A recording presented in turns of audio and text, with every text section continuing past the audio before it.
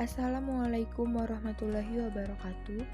Izin memperkenalkan diri, nama Mega Ayu Kurnianti, NPM 18755021, Prodi D4 Akuntansi Perpajakan, mata kuliah Akuntansi Sektor Publik. Baiklah, di sini saya akan menjelaskan tentang tata kelola desa yang terdiri dari yang pertama, peran penting Undang-Undang Desa dalam pembangunan dan kemajuan desa. Yang kedua, prosedur penyusunan APB desa. Yang ketiga, prosedur pengelolaan keuangan desa sampai struktur APB desa. Yang keempat, prosedur teknis keuangan desa atau SOP desa. Semenjak reformasi bergulir, otonomi daerah semakin digencarkan. Dan kini, di era pemerintahan baru, mengusung tema revolusi mental. Kesempatan kepada penduduk daerah semakin terbuka lebar dalam berkompetisi di banyak bidang positif dan menuju kesejahteraan bersama. Lahirlah Undang-Undang Desa Nomor 6 Tahun 2014 memberi peluang pemerintah desa memainkan peran yang signifikan dalam mengelola sumber daya yang ada. Hal ini memudahkan aspirasi masyarakat desa untuk dapat terrealisasi. Desa dirancang menjadi maju, mandiri, demokratis, sehingga memiliki landasan kuat dalam melaksanakan pemerintahan dan pembangunan, juga memperkecil kesenjangan sosial antar warganya. Rencana ini juga memiliki harapan mengurangi orang yang meninggalkan desa pergi ke kota untuk mencari nafkah. Desa diharapkan sebagai tempat kehidupan dan penghidupan, desa sebagai subjek pembangunan, desa sebagai ujung tombak pemerintah, pembangunan, dan pemberdayaan masyarakat. Untuk mewujudkannya, aparatur desa dituntut mengetahui tata kelola pemerintah yang sesuai dengan Undang-Undang Dasar 1945 dan Pancasila. Walaupun yang dihadapi tantangannya tidak sedikit dan tidak mudah, mereka harus mengetahui isu-isu pengembangan desa yang terdiri dari kedudukan desa, pembentukan desa, keuangan, pemilihan kepala desa, produk hukum, pembangunan badan usaha milik desa, lembaga kemasyarakatan, pembinaan dan pengawasan, dan masih banyak lagi. Dalam tata kelolanya, kepala desa dibantu oleh sekretaris desa yang bertugas mengurusi administrasi pemerintahan, pelaksana teknis lapangan yang bertugas dalam tata laksana operasional wilayah, dan pelaksana kewilayahan yang membantu kepala desa dalam melayani masyarakat. Kepala desa berhubungan juga dengan Badan Permusyawaratan Desa atau BPD untuk menampung dan menyalurkan aspirasi masyarakat desa. BPD juga melakukan pengawasan kinerja kepala desa mereka. Selain itu, kepala desa erat hubungannya dengan lembaga-lembaga setempat seperti BUM Desa, Lembaga Masyarakat Daerah atau LMD, lembaga non-profit lainnya untuk memecahkan berbagai masalah yang ada di desa. Kemudian, Undang-Undang Desa disusun dengan semangat penerapan amanat konstitusi, yaitu pengaturan masyarakat hukum adat sesuai dengan ketentuan Pasal 18B ayat 2 dan Pasal 18 ayat 7 Undang-Undang Dasar Negara Republik Indonesia 1945 dengan konstruksi menggabungkan fungsi self-governing community dengan local self-government, sehingga landasan konstitusional ini akan menjadi dasar yang kokoh bagi masa depan desa di Indonesia. Namun, siapa saja sejatinya yang dapat menjadi pengelola desa? Dapat dua garis besar pengelola desa. Yang pertama, self-governing community atau tata kelola milik masyarakat yang merumuskan kewenangan berdasarkan hak asal-usul dan kewenangan lokal berskala desa dalam bentuk kerangka kerja dan prioritas pembangunan yang jelas secara partisipatif. Yang kedua, local self-government atau pemerintah lokal yang berfungsi sebagai merumuskan kewenangan yang ditugaskan oleh pemerintah pusat, pemerintah provinsi, atau pemerintah kabupaten dan kota sesuai peraturan perundang-undangan. Kemudian keduanya bergabung dalam merumuskan tata laksana pemerintahan di desa. Contoh konkret yang bisa dilihat antara lain seperti Rencana Pembangunan Jangka Menengah Desa atau RPJM Desa atau RKP Desa atau APB Desa dan terbentuk BUMD Desa. Wujud konkret kesejahteraan dan keberhasilan desa di banyak bidang bisa terjadi jika tata kelola pemerintahan desa mempunyai revolusi mental dalam bentuk perubahan relatif cepat dalam cara berpikir dan respon, serta memiliki integritas, kerja keras, gotong royong, pelayanan, dan etika kerja. Mari kita wujudkan Indonesia sejahtera dan bermartabat dari desa ke desa.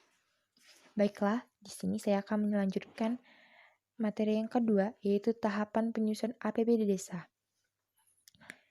APBD Desa ini, yaitu kita akan memulainya dari RPJM Desa atau RKP Desa, atau yang disingkat Rencana Pembangunan Jangka Menengah Desa, yaitu dalam waktu dan bulan Juni sampai September. Kemudian masuk ke penyusunan Raperdes APB Desa yang di bulan Oktober, kemudian diserahkan ke Raperdes APB Desa Kepala Kades, kemudian penyerahan kepada BPD untuk dibahas atau disepakati, dan musyawarah desa bersama BPD dan masyarakat selama 3 hari dan akan mengadakan evaluasi bupati selama 20 hari yang akan didelegasikan oleh kepada pecamat. Perbub tentang pendelegasian Raperdes APB Desa kepada camat itu dasar hukumnya Permendagri nomor 113 sampai atau garis miring 2014 pasal 23 ayat 6. Sebelum penyempurnaan, Bupati melalui camat tidak memberikan hasil evaluasi. Penetapan Perdes APB Desa paling lambat 31 Desember. Langsung pelaksanaan Perdes APB Desa. Perdes APB Desa.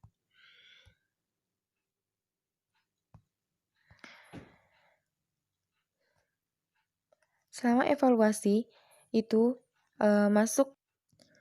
Selama evaluasi Bupati itu masuk tahap penyempurnaan Perdes APB Desa, yaitu selama 7 hari kerja.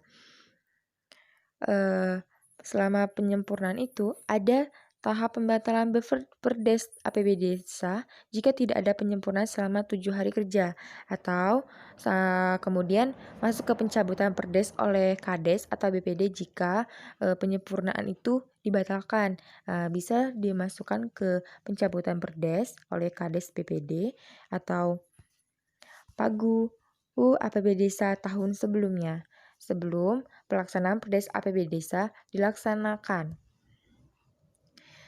Kemudian saya akan menjelaskan tentang asas pengelolaan keuangan desa. Asas-asas pengelolaan desa ada transparan, akuntabel, partisipatif, tertib, dan disiplin anggaran yang berlaku 1 Januari sampai dengan 31 Desember. Kekuasaan pengelolaan itu dari Kepala Desa, PKPKD, kemudian PTPKD yang terdiri dari Sekdes atau Koordinator, Kasih Pelaksana Kegiatan, Staf Kaur, atau Bendahara. Selanjutnya, saya akan masuk tentang struktur APB Desa, yaitu APB Desa terdiri dari tiga macam. Yang pertama, pendapatan, yang kedua, belanja, yang ketiga, pembiayaan. Yang masing-masing dari ketiga ini ada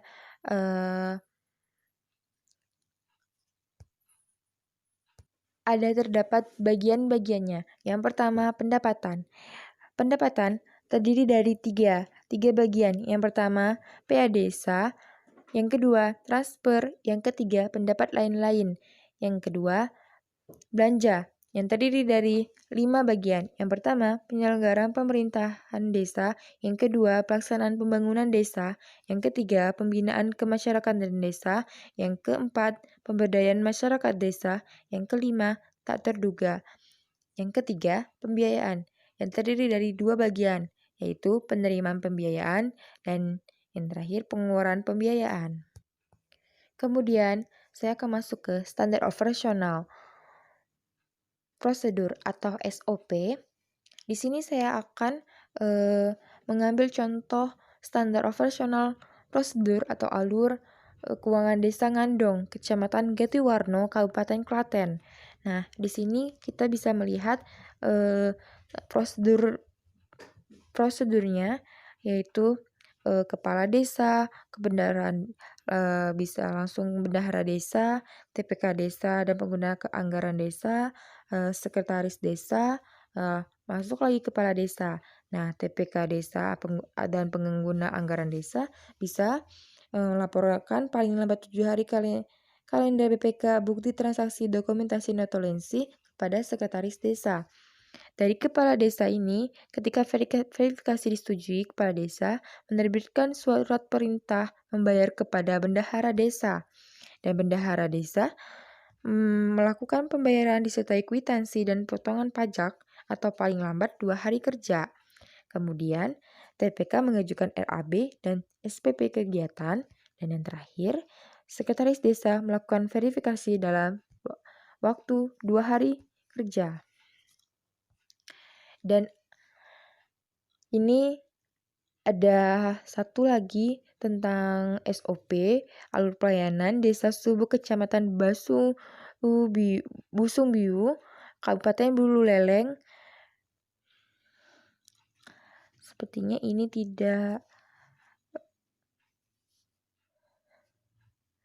kelihatan, jadi saya akan menjelaskan tentang SOP Desa Ngandong saja. Baiklah, sekian materi yang saya jelaskan. Jika ada salah kata, saya mohon maaf, dan Allah saya mohon ampun. Terima kasih kepada Pak Rusmianto selaku pengampu mata kuliah akuntansi sektor publik yang telah memberikan materi tersebut. Saya akhiri, wassalamualaikum warahmatullahi wabarakatuh. Terima kasih.